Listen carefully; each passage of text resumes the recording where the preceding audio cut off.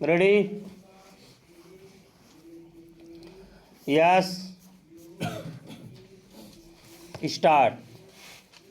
चुनाव आयोग पर झूठे आरोप लगा रही कांग्रेस फिर बेनकाब हो गई।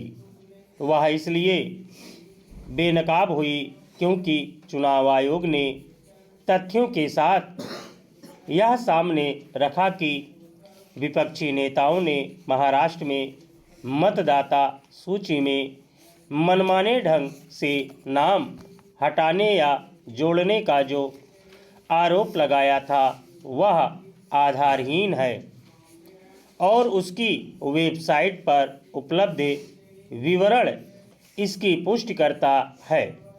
चुनाव आयोग ने यह भी स्पष्ट किया कि शाम 5 बजे के बाद मतदान करने वालों की संख्या में अप्रत्याशित वृद्धि का जो सनसनीखेज दावा किया गया था उसमें भी कोई दम नहीं।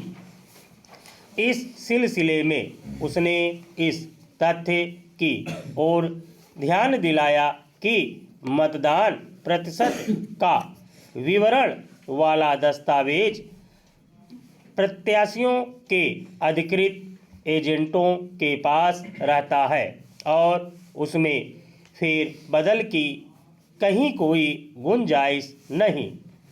इसलिए और भी नहीं क्योंकि मतदान केंद्र बंद होते ही मतदान प्रतिशत की जानकारी उम्मीदवारों को दे दी जाती है।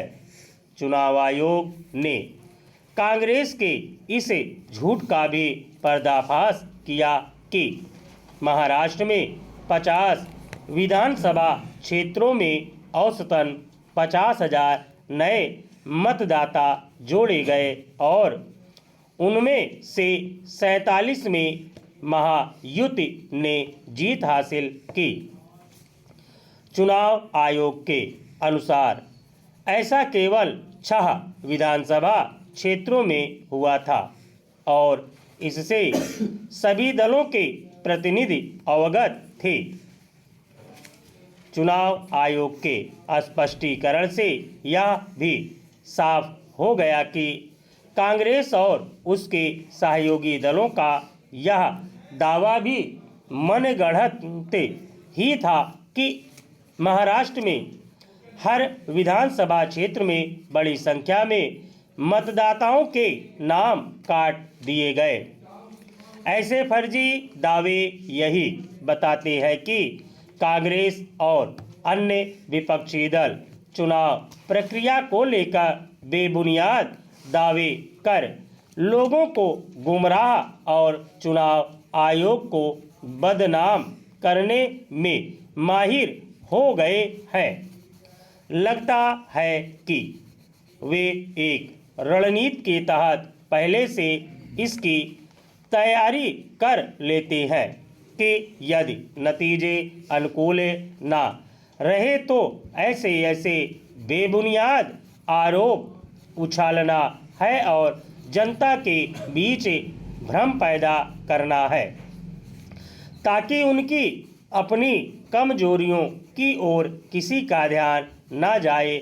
इस नतीजे पर पहुंचना इसलिए आसान हो रहा है क्योंकि हरियाणा के चुनाव नतीजे को लेकर भी कांग्रेस ने यह सोचा छोड़ा था कि मतगणना का विवरण देने में जानबूझकर देरी की जा रही थी। उसने ईवीएम की बैटरी को लेकर भी एक सीगुफा छेड़ा था। इसकी भी अनदेखी नहीं की जा सकती कि अपनी हार के मूल कारणों को छिपाने के लिए कांग्रेस ने ईवीएम के खिलाफ यात्रा निकालने की जो घोषणा की थी उसे अब भुला दिया गया है। इसमें संदेह है कि चुनाव आयोग के जवाब से कांग्रेस और उसके सहयोगी दलों की सेहत पर कोई असर पड़ेगा क्योंकि वे झूठे आरोप लगाओ और भाग जाओ की नीति पर चल रहे हैं। उचित यह होगा कि चुनाव आयोग बेबुनियाद और फर्जी आरोप लगाने वालों के खिलाफ कोई कानूनी कार्रवाई करे। स्टॉप।